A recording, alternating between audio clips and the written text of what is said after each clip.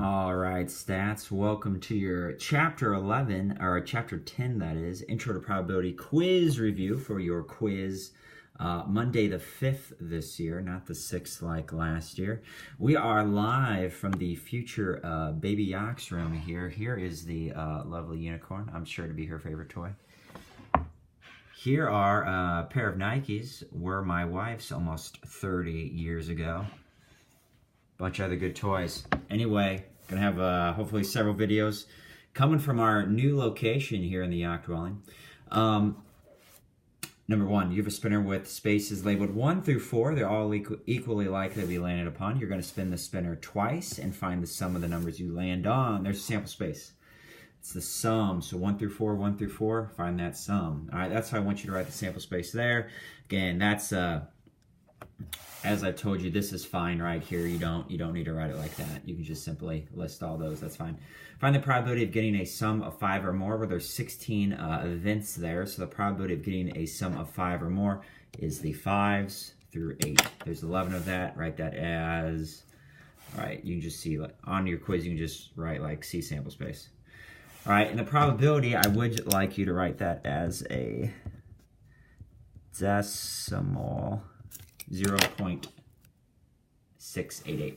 What's the probability of getting a sum that is less than 6? And I do want you to define x. X is the sum of the two spins. So the probability that x is less than 6 really just means 5 or less. All right, so that's 10 out of 16, which is 5 out of 8, which is 0.625. Okay? What is the expected value? Again, that's just the sum. I think you guys know that. That's just this. The sum of the sums divided by 16, which is 5. You could do that way, or you could do that way. Either way, 16 divided by 5 is 5. Definitely, we've always had a spinner question there. Definitely know how to do that. It's a chance of rain question there. Again, you want to play a high school baseball game. It will get canceled if there's any rain. What's the probability you get to play on exactly 2 of these days? Again, the probability that you play is 1 minus the probability of rain. So the probability of playing exactly 2 days could be like play, play, don't play, don't play, don't play, play, play. As I've listed here, if it's 30% chance of rain, 70% chance of playing, 40% chance of rain, 60% chance of playing.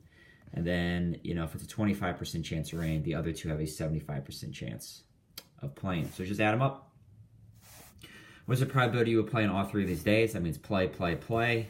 That means not rain, not rain, not rain. What's the probability you will not get to play any of these days? So the probability it rains for 3 straight days, pretty low there, okay? What's, hashtag compliment, what is the probability you will get to play on at least 1 of the days? Well, that's just, yeah, you don't want to do that. Probability that x is greater than or equal to 1 is 1 plus 2 plus 3. That's a lot of work.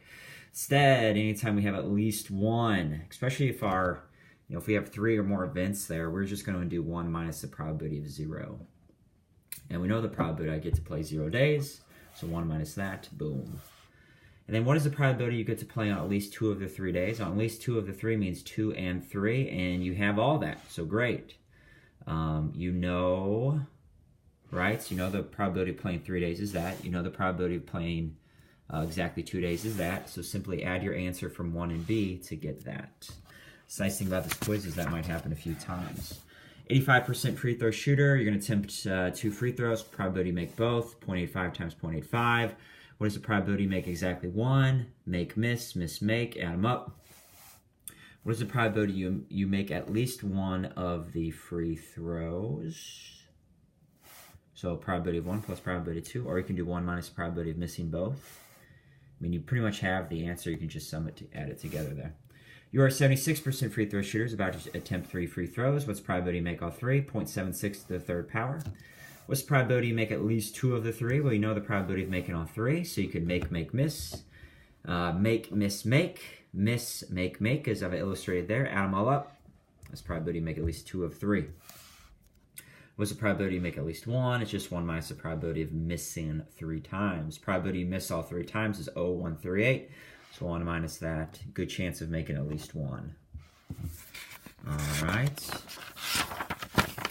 Oh, forgot to also mention a lovely sponsor here in the house, making its debut in a video here, St. Louis Public Radio, and the Caldy coffee that is inside it. Number 5, folks, Calculus 2 has the following distribution of grades. Get 4 points for an A, 3 for a B, 2 for a C, 1 for a D, and 0 for an F. So the overall GPA, 4 times 0.11, 3 times 0.26, ... 2.01, that's not very good. Calculus 2 is a little bit challenging at the university there. Spell checking software catches non-word errors, as we talked about. So here's the distribution. Why is it discrete? Because, you know, all the numbers in that set, that distribution, they're all countable. And, you know, it's a finite distribution. It only goes up to 250. Okay, there are whole numbers there. So anyway, just discrete. Write the event at least one non-word error. That is, x is greater than or equal to 1. That's all you got to write. Now, next part, what is the probability of this? So the probability that x is greater than or equal to 1, you could add up those 4, or you can do 1 minus the probability of 0. Either way, you get 0.83. Describe the event x is less than or equal to 2 in words. No more than 2 non-word errors, or at most 2 non-word errors. All right? Or 2 or fewer non-word errors. All works. Then what's that probability? Probability x is less than or equal to 2. Sum those 3 right there, 0, 1, and 2. All right, and then it says, what is the probability that x is less than 2? So that's just 0 and 1. Add up the probability of 0 and 1. There you go. All right, that one should not be a tough question. Here, next one, choose a young adult at random and figure out from 23 to 26, ask their age and where they live.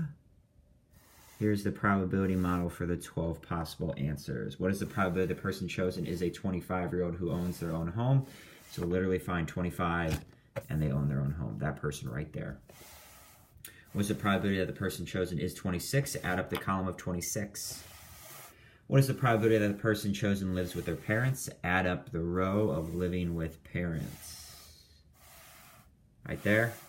What is the probability the person chosen doesn't own their own home? So do they own their own home?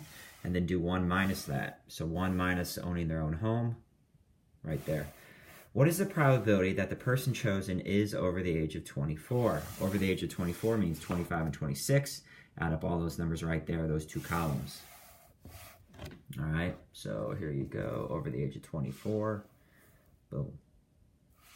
Then what is the probability that the person chosen is 26 years old or lives in an apartment? Or both. So it's really this right here. You got to subtract that intersection, okay?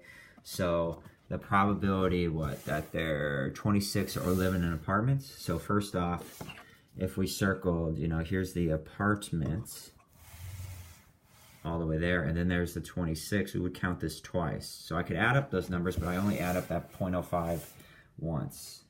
Okay, so I got to subtract, I'm sorry, that's the wrong one. I've got to subtract the intersection right there to get 0.49. Okay. Double counting, if not. Got to subtract it. It all comes from here. It all comes from that. Anyway, that looks pretty good. Did we get 049? Owns their own apartments.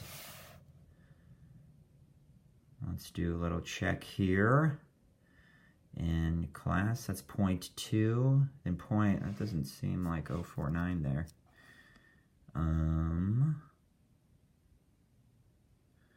Probability the person is 26. Probability that they live in their own apartment is, oh, there we go, I made a boo-boo. Okay, yeah, we got 4.7 in class, so there you go, and this happens sometimes. The probability someone lives in their apartment is 0.32. 0.32. Okay, so we got in class 4.7. That's why I didn't think that answer looked good. Okay, so I just made a boo-boo. The probability someone lives in their apartment is not 3.4. It is 3.2. All right. Then you add the probability that they're 26, 2.0, and you subtract what you've overcounted, which is the 0.5.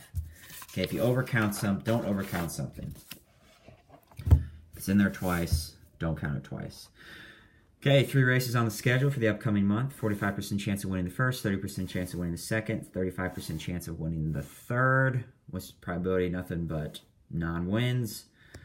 All right, so the complement of all those numbers. What's the probability that you win at least one? It's literally 1 minus the answer from up there. Again, X's can be winning a race. What is the probability he wins at least 2 of the 3 races? Probability of winning 2 plus probability of winning 3. That's the probability of winning 3. It's pretty low. Probability of winning 2 is win, win, loss. Win, loss, win. Loss, win, win. Add them up. And then take probability of 2 plus the third. All right. And then what's the expected value for the number of races Mr. actually won? I think this is a good question here. So we got the probability of 0. Got the probability of 2. Got the probability of 3. The probability of 1, honestly, you know they should all add up. Like we talked about in class, you could have simply done this plus this plus this and subtracted it from 1. This is actually too much work. You don't really need to find that. You can just do the complement because you know you either win 0, 1, 2, or 3. Expected number of wins, then, it's just like the GPA. 25% chance of winning 0. 44.675% chance of winning 1, and there's 2, and then there's 3. 1.1 basically. I think we got 1.099 in class. Just depends on how we round.